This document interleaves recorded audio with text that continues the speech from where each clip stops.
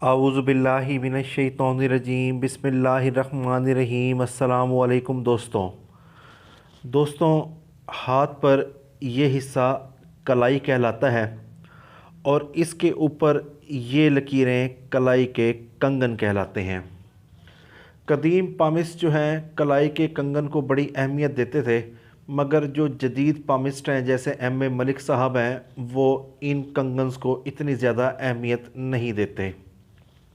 वो ये कहते हैं कि अगर कलाई का कंगन अच्छे तरीके से बना हुआ हो, जैसे कि इस हाथ पर नज़र आता है, तो ऐसे लोगों के पास अच्छी सेहत भी होगी और ये लोग बड़े मज़बूत जिस्म के भी होंगे, इनके पास दौलत भी होगी, शोहरत भी होगी। मगर कंगन के साथ साथ आपको सेहत की लकीर, किस्मत की लकीर और शोहरत की लकीर को भी देखना है। मिसाल के तौर पर अगर कंगन मुकम्मल है और सेहत की लकीर टूट फूट का शिकार है, शिकस्ता है, तो कलाई के कंगन का तो कोई फ़ायदा नहीं है अगर ये मुकम्मल हो।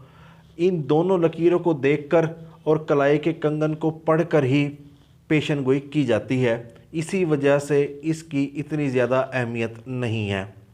मिसाल के तौर पर अगर कलाई का कंगन बिल्कुल अच्छे तरीके से बना हुआ हो और दो कंगन अमूमन होते हैं, तीसरा कंगन हमेशा शिकस्ता होता है, बहुत कम लोगों के हाथों पर तीनों कंगन होते हैं, तो ये अच्छी सेहत, मज़बूत जिस्म को ज़ाहिर करता है। और अगर ये टूट फूट का शिकार हो तो ये सेहत की ख़राबी को ज़ाहिर करता है, गुर्बत को ज़ाहिर करता है और शोहरत ना मिलने को ज़ाहिर करता है। अमूमन ऐसे लोग हमेशा स्ट्रगल में ज़िंदगी गुजार देते हैं।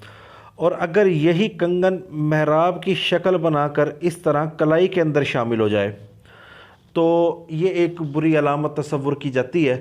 अमूमन ऐसे लोगों के यहाँ औलाद नहीं हो पाती। अगर ये ख़वातीन के हाथ पर इस तरह का साइन हो तो उनको यूट्रस के मसाइल का सामना करना पड़ता है, और अगर मर्द के हाथ पर हो तो उसको बे औलादी का सामना करना पड़ता है। ऐसे लोगों की सेहत बड़ी ख़राब रहती है। और अगर यहीं पर स्टार बना हो किसी कंगन पर तो ये बेपनाह दौलत, शोहरत और ताकत को ज़ाहिर करता है।